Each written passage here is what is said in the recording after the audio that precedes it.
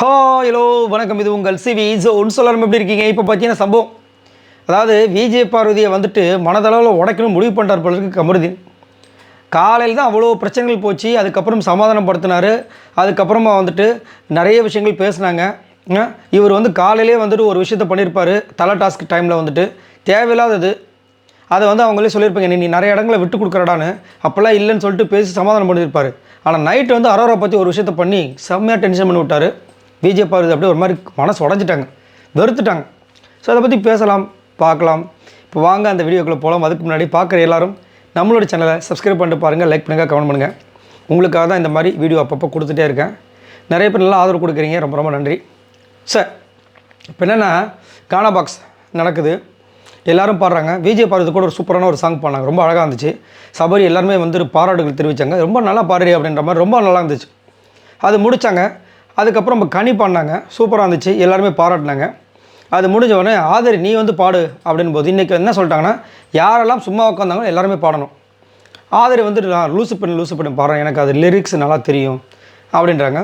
உடனே நம்பால் கமருதீன் குதிக்கிற காலத்தில் என்னன்னு அரரா பெண்ணே அரரா பெண்ணே அரரா பெண்ணே. பக்கத்தில் விஜய் பார்வதி நல்லா ஜாலியாக சிரிச்சிட்டு இருந்தாங்க.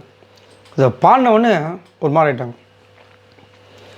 எதுக்காக கமருதீன் இந்த மாதிரி ஒரு வேலை பண்ணுற சத்தியமாக எனக்கு புரியல. ஏன்னா இதை வேணுட்டுமே வாலண்டராக இரிட்டேட் பண்ணுற மாதிரி இல்லை. காலையில் இந்த மாதிரி பேசினார், நீ இந்த மாதிரி பண்ணுறியா, சாண்ட்ரா சொல்கிறாங்க அவன் உனக்காக எங்கேயுமே நிற்கலையே, நீ ஏன் அவன் கூட பேசுகிற அப்படின்னும்போது அவர் சொல்கிறார், சாண்ட்ரா அவங்க கூட வாழ்க்கையில் வருவாங்களா, நான் அவங்க கூட இருப்பேனா, நீ அப்போ சாண்ட்ரா கூட வாழ்ந்துக்கோ, என்னை விட்டுரு அப்படிலாம் பேசியிருப்பார். அப்போ எந்த அளவுக்கு அந்த வார்த்தை பவர்ஃபுல்லான வார்த்தை. அப்புறமா வந்துட்டு சரி ஓகேன்னு சொல்லிட்டு சமாதானமாக இருப்பாங்க. இப்போது அதுவும் இல்லாமல் அரோரா எவ்வளோ விஷயங்கள் கமருதீனை கலாய்ச்சாங்க. இவரும் வந்துட்டு அதெல்லாம் ஒர்த்து இல்லைம்மா, அதெல்லாம் என்ன வேணாலும் பண்ணிட்டோம்ன்றலாம் டைலாக் விட்டுருப்பார். இப்போ அந்த பொண்ணு உட்காந்துருக்கு, அந்த பொண்ணு எதுவுமே பண்ணல. இவர் அரோரா பெண்ணுன்னு பாட்டு போகிறார். செம்ம டென்ஷன் ஆகிட்டாங்க. எதுவுமே சொல்ல, ஃபேஸ் மட்டும் அப்படியே மாறிச்சு. இவருக்கும் தெரியும், அது பக்கத்துலேயே தான் உட்காந்துட்டுருக்காரு, கண்டுக்கவே இல்லை. அதுக்கப்புறம் அவங்க நார்மலாக சிரிக்க ஆரம்பிச்சிட்டாங்க. பட் இருந்தாலும் ரொம்ப கொடுமைங்க இந்த மாதிரி இருந்துச்சுன்னா. ஏன்னா அதாவது உடனே ஒரு வலி வந்துருச்சுன்னா வச்சுங்களேன், பிரச்சனையே இல்லை. அனுதினமும் வலிச்சுட்டு இருந்துச்சுன்னா அவ்வளோ கஷ்டமாக இருக்கும். அந்த வலியை வந்து கொடுத்துட்டே இருக்கார் கமருதீன். ஒன்று விலகிடலாம் அப்படின்னு சொல்லி அப்படி போயிட்டாங்கன்னா பிரச்சனை இல்லை. ஏன்னா காலையில் அவங்க விலகி தான் இருந்தாங்க. இவராக தான் வந்துட்டு திரும்ப வந்து பேசிகிட்டே இருந்தார். ஒரு 3-4 வாட்டி வந்துட்டு சரி விடு, நான் பண்ணது தப்பு தான் அப்படி இப்படின்னு பேசினார். அதுக்கப்புறம் தான் விஜய் பார்வதி பேச ஆரம்பித்தாங்க. இப்போ வந்துட்டு வாலண்டராக வந்துட்டு அந்த மாதிரி சொல்கிறாரு. அதுக்கப்புறம் பாட்டு பாடணுன்னு அவங்க குஷியாயிட்டாங்க.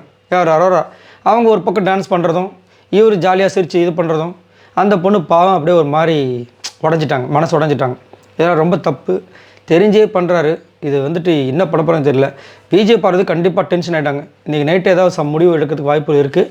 இதை பார்க்கலாம். அதுக்கு முன்னாடி பார்க்குற எல்லோரும் நம்மளோட சேனலை திரும்ப சப்ஸ்கிரைப் பண்ண சொல்கிறேன். சரி, ஓகே, பாய் நண்பர்களே.